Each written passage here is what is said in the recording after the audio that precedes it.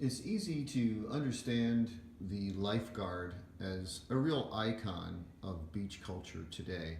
In Virginia Beach, that culture was founded by Dusty Hinnant, and his family today is still directly related and a big influence on how the service continues.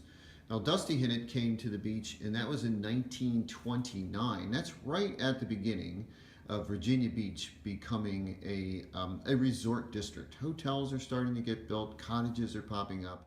Dusty had actually served as a lifeguard at a youth camps in Raleigh, North Carolina. He was certified by the American Red Cross. He was professionally trained, and he was essentially, his friends brought him here, and he set up home in Virginia Beach and really began to establish the lifeguard service for the entire oceanfront. And Hinnant remained captain of the Virginia Beach Lifeguards for just over half a century. It's important to note that his son, Kent Hinnant, just started as a junior guard in the late 1950s and actually began as a guard serving alongside his dad in the 1960s. And by 1975, Dusty Hinnant actually shared the captain's duties of the lifeguards with his son Kent. Kent Hinnant continues today. He's still the chief of the lifeguards in Virginia Beach. In the 50s, you get into that area after World War II when the resort district here in Virginia Beach just really grew very, very rapidly. And the service became much larger. There were four main men involved, along with Dusty Hinnant, three others, John Smith and Buddy Guy and Hugh Kitchen, all Virginia Beach locals.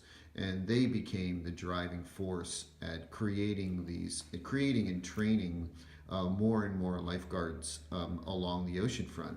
It's kind of interesting, in the early days, the hotel associations or the individual hotels themselves were paying lifeguards.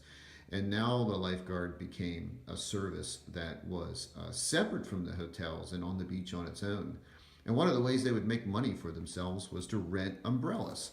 So today we think of it usually with a separate service renting us umbrellas or beach chairs or different kinds of stuff we use on the beach when we're sitting under the sun.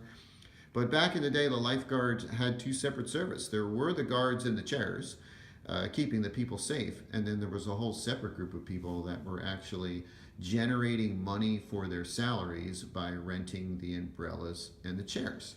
In 1986, the modern service, what we call today the Virginia Beach Life Saving Service, was formed, the VBLS. And again, that was Kent Hinnant as captain, Dusty Hinnant's son, 1986 as the captain of the lifeguards, that second generation. And it's been the VBLS ever since, and still considered one of the more progressive and advanced services in the entire United States. In the 60s, the service was one of the first to really adopt and require lifeguards to be certified in CPR. And through the 1970s and 80s, they were really leaders in implementing a lot of new technologies at the beach. Things like modern radios, stuff we take for granted today, the modern radio system, the modern communication, their modern integration with the Virginia Beach Police Force. They also did a lot of experiments in trying to find the best shapes and types of rescue buoys for lifeguards to use. They even pioneered the use of jet skis in life-saving services. That was happening in the late 1970s. 70s was a busy time. We have a big milestone in 1973 when the VBLS makes the important choice to integrate women into the life-saving service. And lifeguards today women become an integral part of the lifeguard service today and still are. In 1975, we start using here at Virginia Beach what's known as the red flag system. And again, it's something you take for granted. You see those dangerous water signs along all the lifeguard stands. That's something that was created and implemented. It was put into place in 1975. When we think of the lifeguard service today, it is a big, big organization. There are more than 200 guards on our beach. They cover around 50 stands and actually patrol almost 100 blocks of oceanfront in this massive modern resort district that we share.